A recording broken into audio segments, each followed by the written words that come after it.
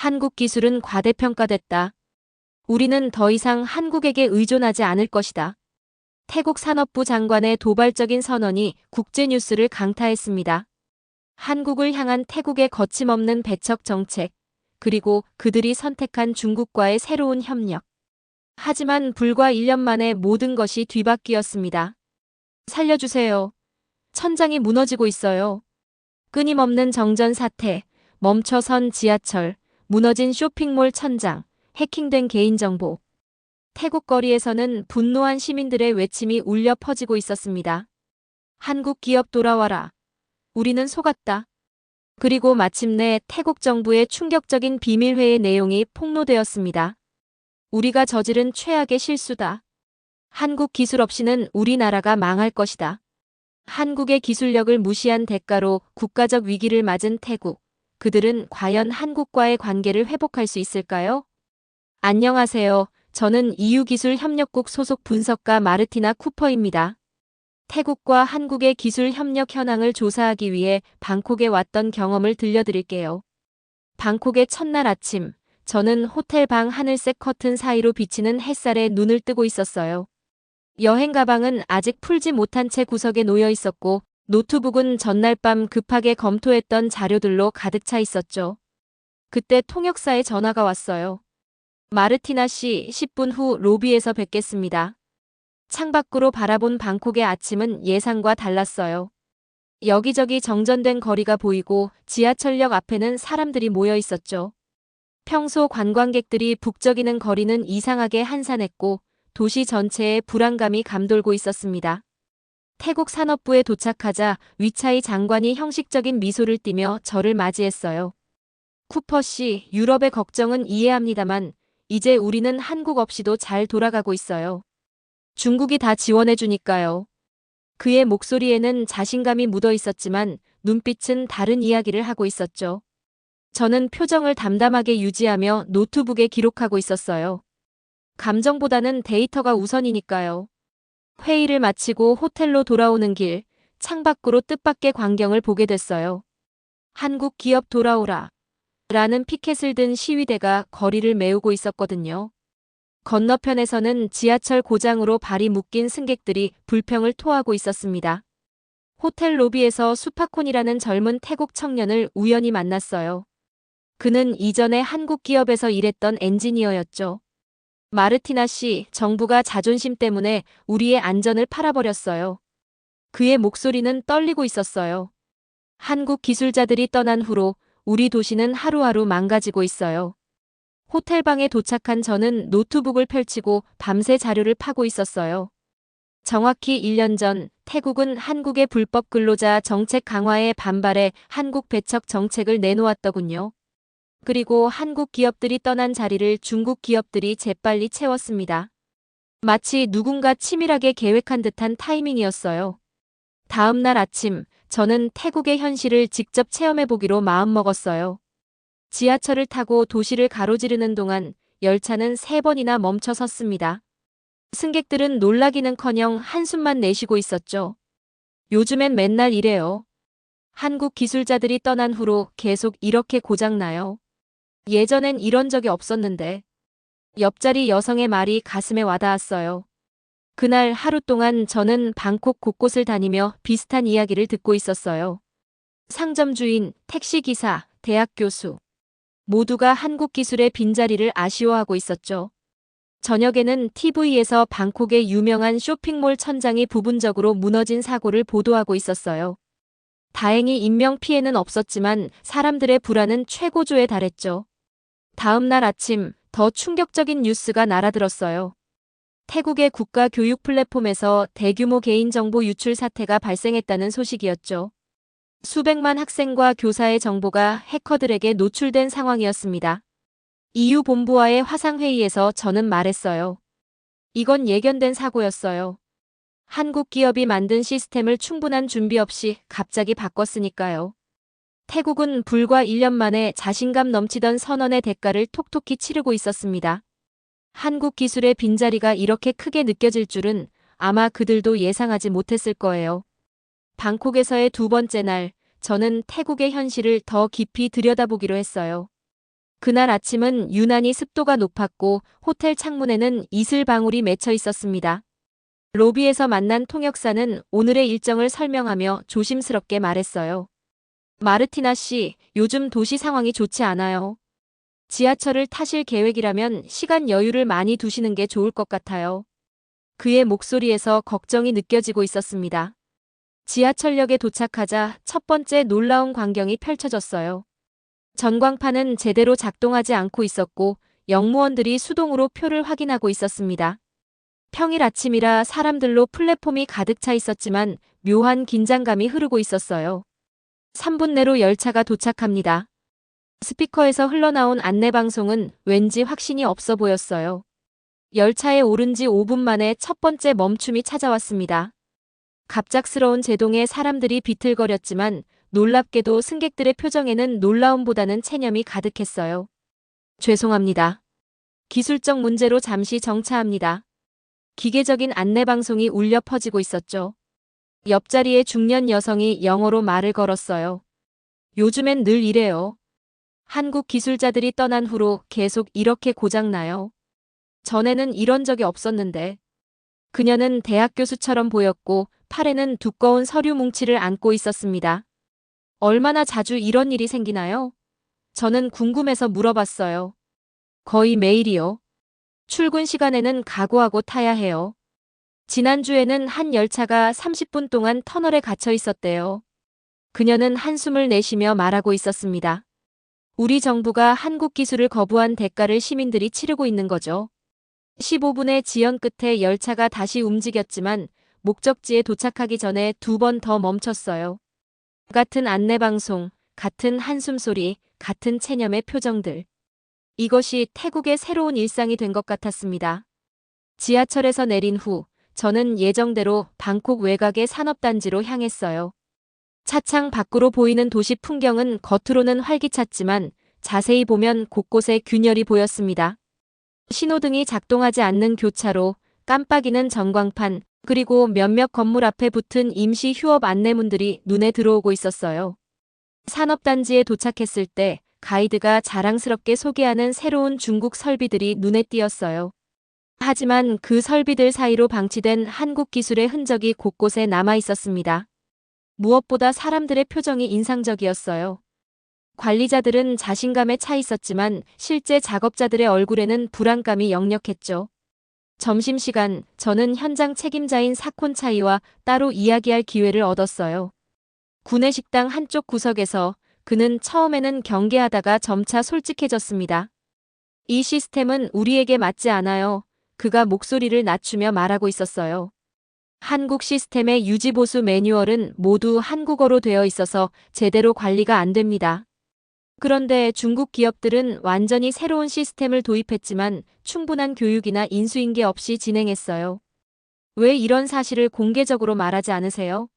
저는 조심스럽게 물었어요. 사콘차이는 주변을 살피고 나서 대답했습니다.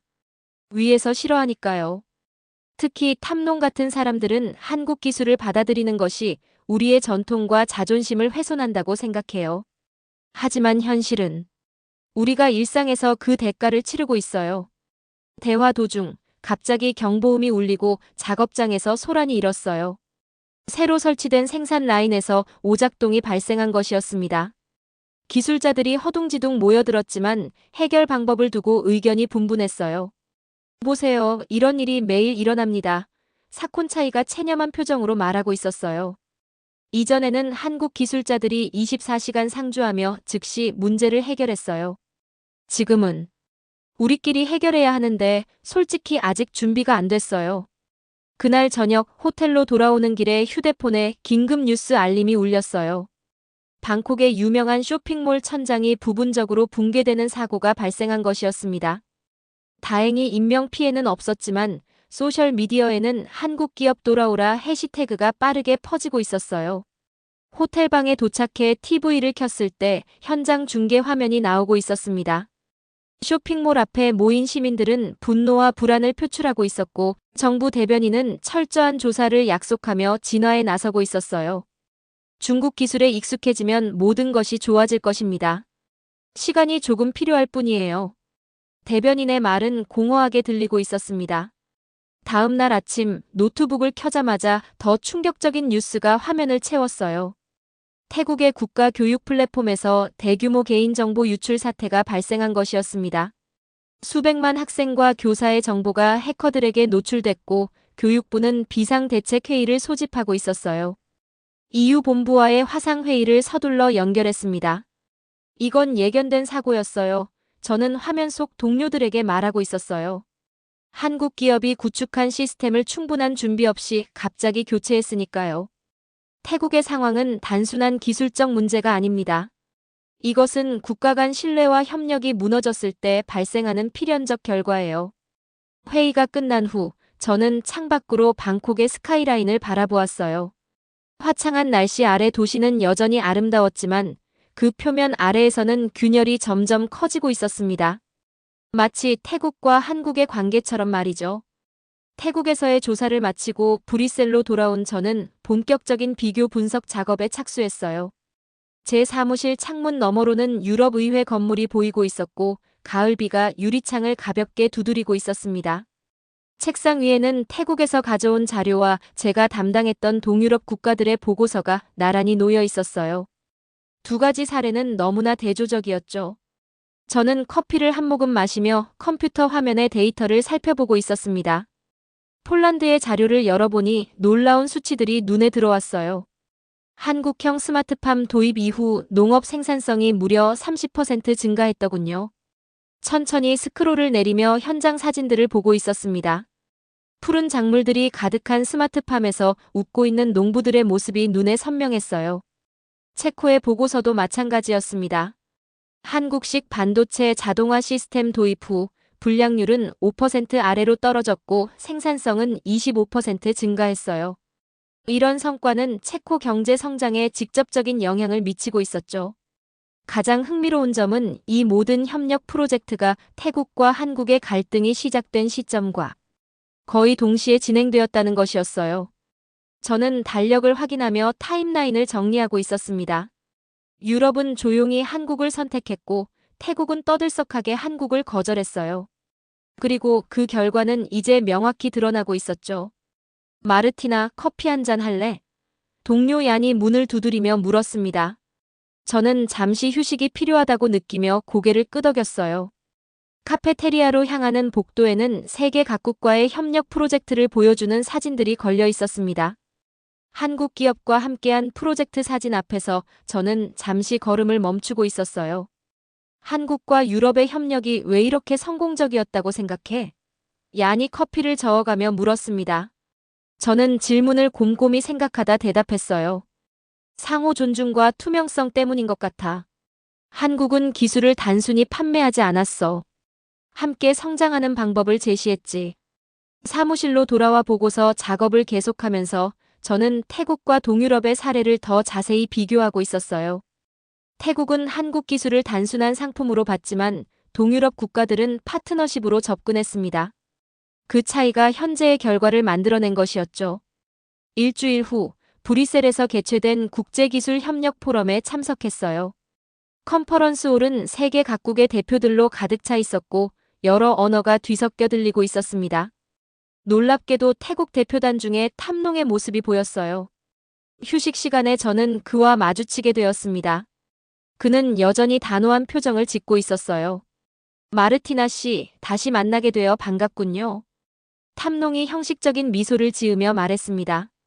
유럽의 시각에서 우리 상황을 어떻게 보고 계신지 궁금하네요. 솔직히 말씀드리자면 태국이 한국과의 관계를 끄는 것은 큰 손실이었다고 생각해요. 저는 직설적으로 말하고 있었습니다. 우리가 수집한 데이터는 그 점을 명확히 보여주고 있어요. 탐농의 표정이 굳어졌어요. 마르티나 씨, 우리 태국은 자신의 길을 걸어갈 권리가 있습니다. 한국의 기술은 우리의 전통적 가치와 맞지 않아요. 기술 협력은 단순한 거래가 아닙니다. 저는 차분하게 반박하고 있었어요. 신뢰와 상호 존중을 바탕으로 한 파트너십이죠. 태국 시민들이 지금 겪고 있는 어려움은 단순한 기술적 문제가 아니라 국가 간 신뢰의 문제입니다. 우리의 대화는 주변 사람들의 관심을 끌고 있었고 다른 국가 대표들도 하나둘 모여들기 시작했어요. 저는 태국과 동유럽의 사례를 비교하며 설명했고 여러 국가의 대표들이 각자의 경험을 공유하고 있었습니다. 그날 저녁, 저는 독일 언론과의 인터뷰에서 이 문제를 더 깊이 다루었어요. 한국 기술은 단순한 상품이 아니라 한 나라의 미래와 국민 안전을 보장하는 중요한 요소입니다. 태국의 사례는 전 세계에 중요한 교훈을 주고 있어요. 다음 날 아침 사무실에 도착하자 뜻밖의 소식이 기다리고 있었습니다. 태국 정부가 비공개 회의를 열어 한국과의 관계 회복을 논의했다는 내용이었어요. 저는 커피를 마시며 뉴스 기사를 읽고 있었습니다. 우리가 한국을 내친 것은 역사적 실수였다. 그들의 기술 없이는 우리 사회가 제대로 기능하지 않는다. 태국 산업부 장관의 발언이 외부로 유출되었더군요. 저는 즉시 이 소식을 동료들과 공유했어요. 회의실에 모인 팀원들은 태국의 변화를 주시하며 다음 단계를 논의하고 있었습니다. 마르티나, 당신의 분석이 정확했어요.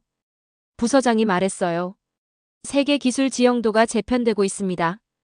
그리고 우리는 올바른 선택을 했죠. 제 책상으로 돌아오는 길에 복도 벽에 걸린 두 장의 사진이 눈에 들어왔어요. 하나는 태국 방콕에 멈춰선 지하철 앞에서 불편함을 호소하는 시민들의 모습이고, 다른 하나는 폴란드의 한국형 스마트팜에서 풍성한 수확을 기뻐하는 농부들의 모습이었죠. 이 두 사진은 매일 저에게 중요한 진실을 상기시켜주고 있었습니다. 진정한 국제협력은 단순한 기술 이전이 아니라 신뢰와 존중을 바탕으로 한 공동의 여정이라는 것을요. 태국 사례에 관한 제 보고서가 EU 본부에 제출된 후 예상치 못한 초청장을 받았어요. 다시 방콕으로 돌아가 태국 정부 관계자들과의 후속 회의에 참석해 달라는 내용이었습니다. 비행기 안에서 창밖 구름을 바라보며 지난 몇 개월간의 변화를 생각하고 있었어요. 태국 정부는 결국 위기를 인정하고 한국과의 관계 회복을 위한 사절단을 파견했지만 한국 측의 반응은 냉담했다고 들었습니다. 신뢰는 한번 무너지면 회복하기가 참 어려운 법이죠. 방콕에 도착했을 때 공항의 분위기조차 달라져 있었어요. 예전에 보았던 활기찬 모습은 사라지고 곳곳에서 불편함이 느껴지고 있었습니다. 입국장 전광판 절반은 작동하지 않고 있었고 자동 출입국 시스템도 일부만 가동 중이었어요. 태국 산업부 건물에 들어서며 깊은 숨을 들이마셨습니다.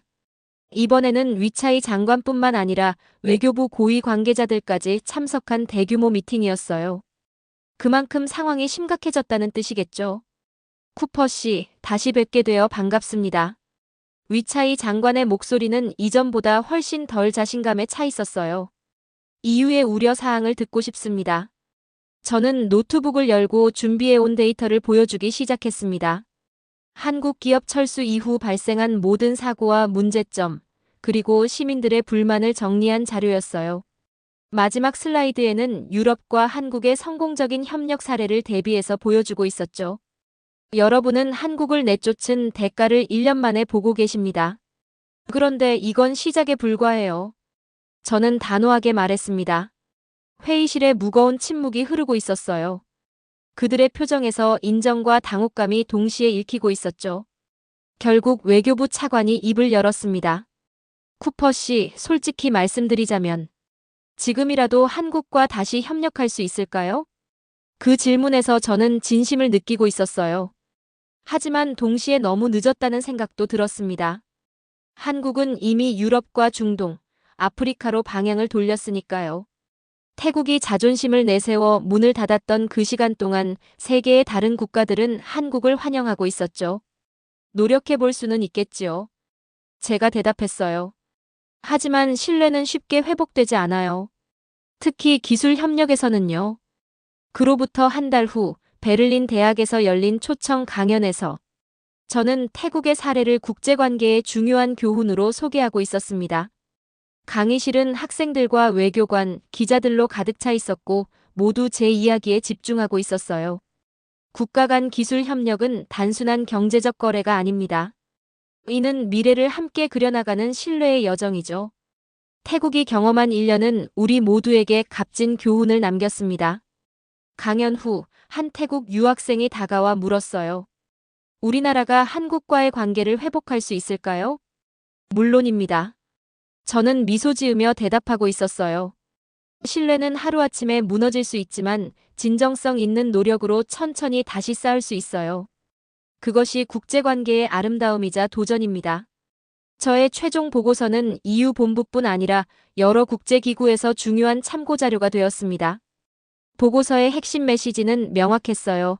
한국은 단순한 기술 공급국이 아니라 상호 신뢰와 투명성에 기반한 장기적 협력 파트너입니다. 그리고 이러한 관계를 경시하는 나라는 큰 대가를 치르게 됩니다.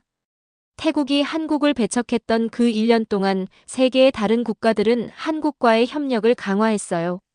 프랑스, 독일, 스페인 모두 한국과의 신규 계약을 체결했고 그 결과는 경제적 성장으로 이어지고 있었습니다. 오늘날 태국의 사례는 국제관계 교과서에 어떻게 신뢰를 잃고 기회를 놓칠 수 있는가? 라는 제목의 사례 연구로 등장하고 있어요. 그리고 제 사무실 벽에는 2장의 사진이 나란히 걸려 있습니다.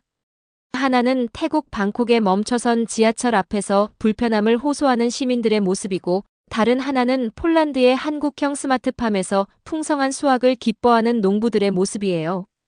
이 두 사진이 제게 매일 말해주는 진실이 있습니다. 진정한 국제협력은 단순한 기술 이전이 아니라 신뢰와 존중을 바탕으로 한 공동의 여정이라는 것이에요. 그리고 그 여정의 가치를 알아보는 국가만이 진정한 번영을 이룰 수 있다는 사실을 말이죠. 브뤼셀의 가을 하늘을 바라보며 저는 태국과 한국의 관계가 언젠가 새롭게 피어나기를 희망하고 있어요. 그때는 분명 자존심이 아닌 상호 존중과 신뢰를 바탕으로 한 더 단단한 협력이 될 것입니다. 오늘의 사연은 여기까지입니다. 태국의 사례는 우리에게 깊은 교훈을 남겼습니다. 한국의 기술력은 단순한 제품이나 시스템이 아닌 수년간 쌓아온 신뢰와 전문성의 결정체였습니다. 세계 무대에서 한국 기술의 가치는 이미 증명되었습니다. 폴란드에서는 한국형 스마트팜으로 농업 생산성이 크게 향상되었고, 체코에서는 한국식 자동화 시스템이 경제 성장에 직접적인 영향을 미쳤습니다. 반면 태국이 선택한 길은 자존심을 지키려다 국민의 안전과 편의를 희생한 결과를 낳았습니다. 가장 중요한 것은 국가 간 협력이 단순한 거래 관계가 아니라 상호 신뢰와 존중을 바탕으로 한 파트너십이라는 점입니다. 오늘날 한국의 기술력은 세계 각국에서 인정받고 있습니다. 우리가 쌓아온 신뢰와 전문성은 국제 무대에서 한국의 위상을 높이는 중요한 자산이 되었습니다. 진정한 기술 협력은 함께 성장하고 발전하는 과정입니다. 태국의 경험은 이러한 협력의 가치를 더욱 분명하게 보여주었습니다. 지금까지 긴 영상 시청해주셔서 감사합니다. 다음 영상에서 찾아뵙겠습니다. 더 재미있고 유익한 영상을 원하신다면 구독, 좋아요, 알림 설정 부탁드리겠습니다.